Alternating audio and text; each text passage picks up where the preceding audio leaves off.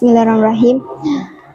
Jika orang Korea mengucapkan annyeonghaseyo, jika orang Jepang mengucapkan konnichiwa, maka kita sebagai umat muslim sudah sepatutnya mengucapkan Assalamualaikum warahmatullahi wabarakatuh. Alhamdulillahilladzi hadana lihada wa ma kunna linahtadiya laula an hadanallah. Asyhadu an la ilaha illallah wa asyhadu anna Muhammadan abduhu wa rasuluh. Wan nabiyya ba'dah amma ba'd. Yang saya hormati Dewan Juri serta Bapak Ibu Guru SMP Negeri 1 Banyumas serta hadirin dan hadirat rahimakumullah. Pertama-tama dan yang paling utama, marilah kita panjatkan puja dan puji syukur kehadirat Allah SWT yang telah memberikan kita kenikmatan, kesehatan, dan juga kesempatan sehingga kita semua dapat berkumpul pada hari ini tanpa halangan suatu apapun. Amin Allahumma amin. Sholawat serta salam semoga senantiasa tercurahkan kepada beliau Nabi Agung Muhammad SAW yang pastinya kita nantikan syafaatnya di hari akhir. Amin Allahumma amin. Nah, sebelumnya teman-teman sudah kenal saya belum? Saya perkenalan dulu ya. Jangan lupa bilang cakep. Berbuka puasa bareng si Raya. Setelah berbuka, langsung main FF. Perkenalkan, nama saya Nadia dari kelas 8F. Nah, jadi pada kesempatan kali ini, perkenankanlah saya untuk menyampaikan sebuah tausiah singkat yang berjudul Keteladanan Nabi Ibrahim dan Putranya. Sebelumnya, teman-teman sudah tahu belum bagaimana kisah Nabi Ibrahim dan Nabi Ismail? Nah, saya ceritakan sedikit ya. Jadi suatu ketika saat Nabi Ibrahim tengah terjaga dalam tidurnya, beliau bermimpi diutus oleh Allah SWT untuk menyembelih putranya yang sangat amat dicintainya. Wah, bayangkan bagaimana perasaan Nabi Ibrahim pada saat itu. Beliau harus menyembelih putra yang sangat amat dicintainya. Kira-kira Nabi Ibrahim mau nggak ya menjalankan perintah Allah yang sangat berat itu? Ya, karena kesabaran dan ketaatannya kepada Allah SWT, beliau menjalankan perintah Allah tersebut.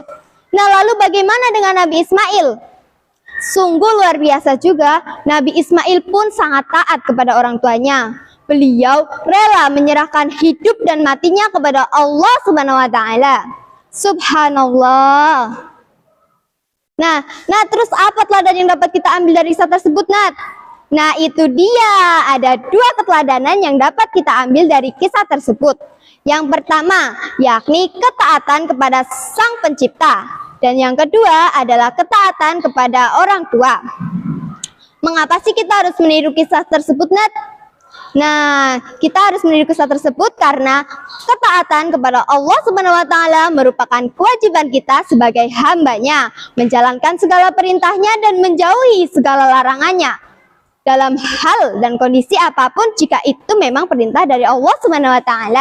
Dan kita sebagai hambanya pun harus menjalankannya dengan penuh senang hati dan ikhlas. Dan yang kedua adalah ketaatan kepada orang tua. Berkaitan dengan berbakti kepada orang tua, Allah telah memerintahkan kita melalui firman-Nya dalam Quran Surat An-Nisa ayat 36 yang berbunyi, A'udzu billahi minasyaitonir rajim. Bismillahirrahmanirrahim.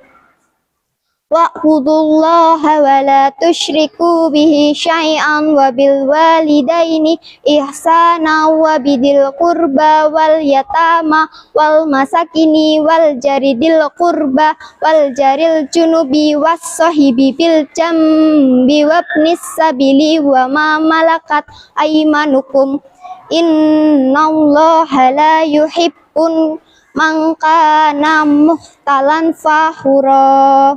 Shadaqallahul adzim.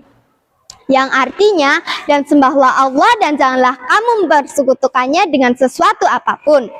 Berbuat baiklah kepada orang tua, karib kerabat, anak-anak yatim, orang-orang miskin, tetangga dekat, tetangga jauh, hamba sahaya yang kamu miliki.